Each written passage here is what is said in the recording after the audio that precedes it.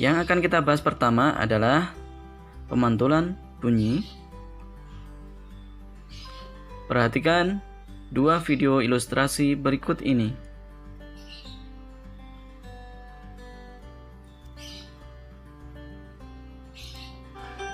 Hai, hai, hai, hai,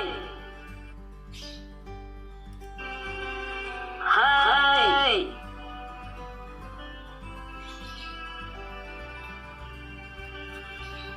hai.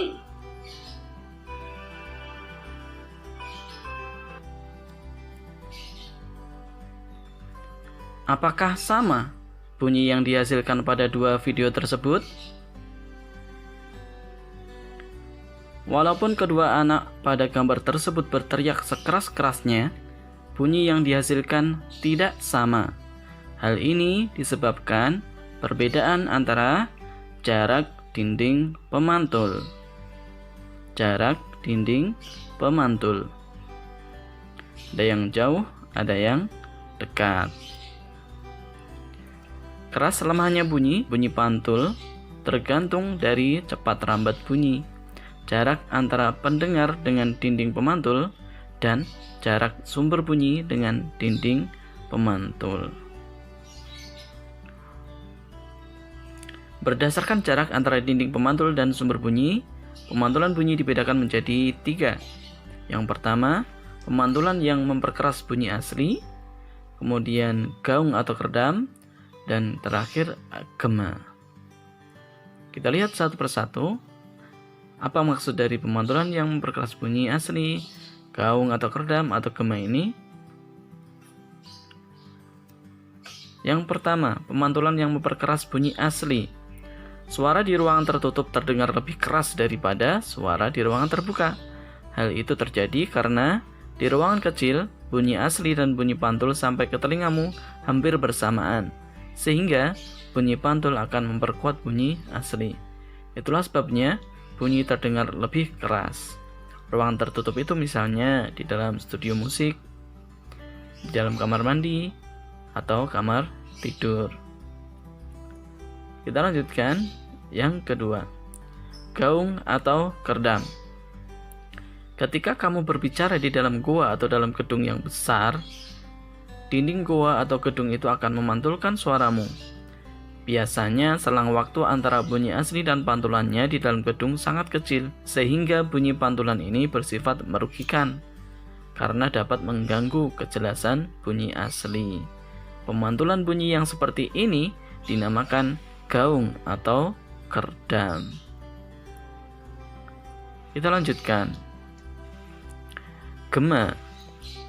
Gema terjadi jika sumber bunyi dan dinding pemantul jaraknya jauh, lebih jauh daripada sumber bunyi pemantul pada gaung.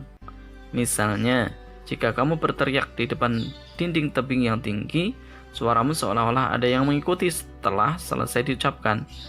Hal ini terjadi karena bunyi yang datang ke dinding tebing dan bunyi yang dipantulkannya memerlukan waktu untuk merambat.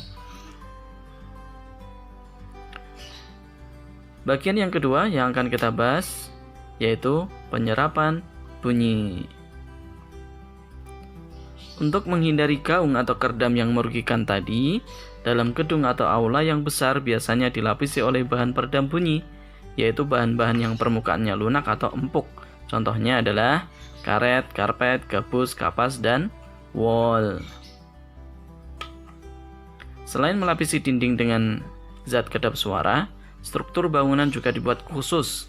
Dinding dan langit-langit tidak dibuat rata, tetapi ada bagian yang cembung. Hal ini dimaksudkan agar bunyi yang mengenai dinding tersebut dipantulkan tidak teratur, sehingga pada akhirnya gelombang pantul ini tidak dapat terdengar. Nah, yang kita bahas berikutnya adalah manfaat pemantulan bunyi.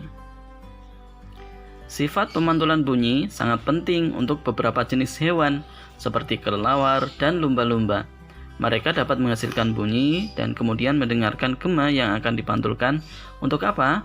Untuk menentukan posisi suatu benda. Gejala alam ini disebut dengan ekolokasi. Begitu juga ini dipakai di dalam kapal selam ya. Yang digunakan adalah pemantulan untuk menentukan letaknya dan akan dimunculkan pada radar. Manfaat pemantulan bunyi antara lain mendeteksi kerusakan logam, ultrasonografi USG, mengukur kedalaman laut, mengetahui kedudukan benda dalam laut, dan mendengarkan detak jantung pasien.